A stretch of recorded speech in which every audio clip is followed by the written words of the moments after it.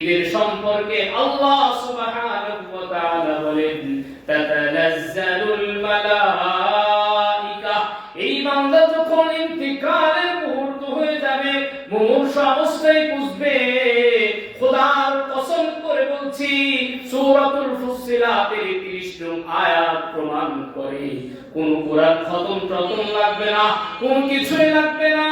এই ব্যক্তির সিকিউরিটির জন্য, ওয়েলকাম জানানোর জন্য, আলান সালাম জানানোর জন্য আল্লাহ তাআলা ফেরেশতাদের বহর পাঠাইয়া দিবে। দুই সাইড হয়ে ফেরেশতারা দাঁড়াবে, দুই সাইড বসে বসে ওয়েলকাম জানাবে, স্বাগত জানাবে, সুসংবাদ দিবে। প্রথম কথাটা কি বলবে আল্লাহ এটাও উল্লেখ করে দিয়েছেন। আল্লাহ এই বান্দাকে বলবে আল্লাহ তাখাফু ওয়া লা তাহজানু, আল্লাহ প্রিয় বান্দা তোমার কোনো ভয় নাই, কোনো টেনশন নাই। কিসের ভয়? যেমন কোন যুবক যদি ইন্তিকাল করে, আল্লাহর ওলি হয়ে ইন্তিকাল করে, এই যুবকের বিবি আছে, বাচ্চারা আছে, তাদের হয়তো টেনশন আসতে পারে ইন্তিকালের সময়। সেই সময় ফেরেশতারা বলবে তোমার কোনো ভয় নাই, এদেরকে লালন পালনের দায়িত্ব, তোমার এই সন্তানদেরকে লালন পালনের দায়িত্ব আল্লাহ নিজেই যথেষ্ট হয়ে যাবে। এই বিষয়ে তোমার কোনো ভয় নেই, কোনো টেনশন নাই। এই জন্য উলামায়ে কেরামরা এই যে হাদি যুবকটা ইসলামের জন্য, দেশের জন্য প্রাণ দিল, কলিজার টুকরা সন্তানকে রেখে গিয়েছে, খোদার কসম করে বলছি, হাদি থাকলে যতটা লালন পালন হতো, এর থেকেও বেশি আদর সোহাগের যত্নে আমার আল্লাহ লালন পালন করবে ইনশাআল্লাহ। এই জন্য কোনো টেনশন নাই। শুধু তাই নয়, কবর আযাবের কোনো ভয় তোমার নাই, ফুলসিরাতের কোনো ভয় তোমার নাই, জাহান্নামের কোনো ভয় নাই, টেনশন নাই। টেনশন মুক্ত অবস্থায় তুমি আল্লাহ তাআলার কাছে চলে আসো। এবং বলেছেন শুধু তাই না, ইন্তেকালের সময় আপনার যে বাড়িটা করেছেন জান্নাতে, সেই বাড়িটা আল্লাহ তাআলা দেখায়া দিবেন।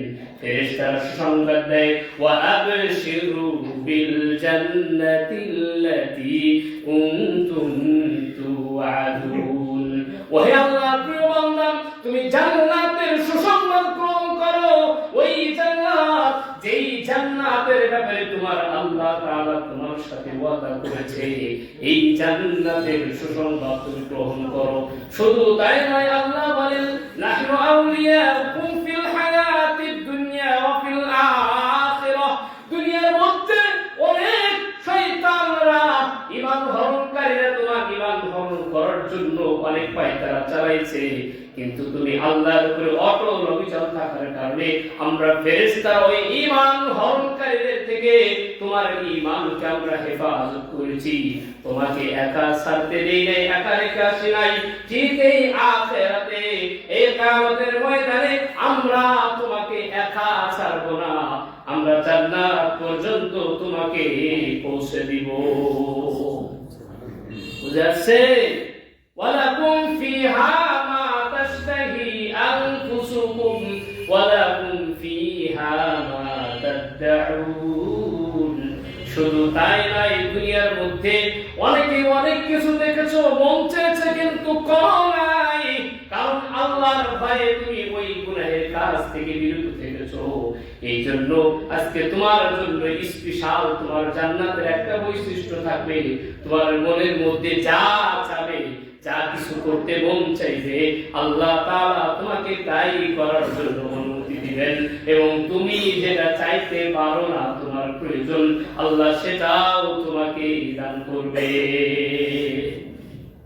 এটা হলো তওবাকারীর সর্বশেষ পুরস্কার। এরপরেও আমরা তওবা করব না, কারণ যে আমার আল্লাহ তাআলার সাথে আমার চুক্তি হয়েছে যে আমি ইন্তেকাল করব 60 বছর পরে, ঠিক আছে না? চুক্তি হয়েছে না এটা? আল্লাহ তাআলার সাথে আমাদের চুক্তি হয়েছে 60 বছর পরে আমার ইন্তেকাল হবে। অতএব বয়স এখন আমার 25, আমার 30, আর 30 বছর বাকি আছে। অতএব ইন্তেকালের আগের দিন আমি ভালোভাবে তওবা করে আল্লাহর কাছে পৌঁছে যাব। নাকি এই গ্যারান্টি কেউ দিতে পারবেন? আর আছে। অতএব এখন এই মুহূর্তে তাওবা করতে হবে। যদি তাওবা করি তাহলে এই চারটি পুরস্কার আল্লাহ সুবহানাহু ওয়া তাআলা আমাদের জন্য রেখে দিয়েছেন। এজন্য আমরা সবাই পারি ইনশাআল্লাহ তাওবা করতে, এই রজব মাসের সম্মান বজায় রাখতে সকলে পারবো তো? আল্লাহ আমাদের তৌফিক দান করুন। একজন কবি খুবই সুন্দর কথা বলেছেন, रोने के वक्त जब रुवानी, रोने के वक्त जब रुवानी, वक्त जाने के बाद रोने से फायदा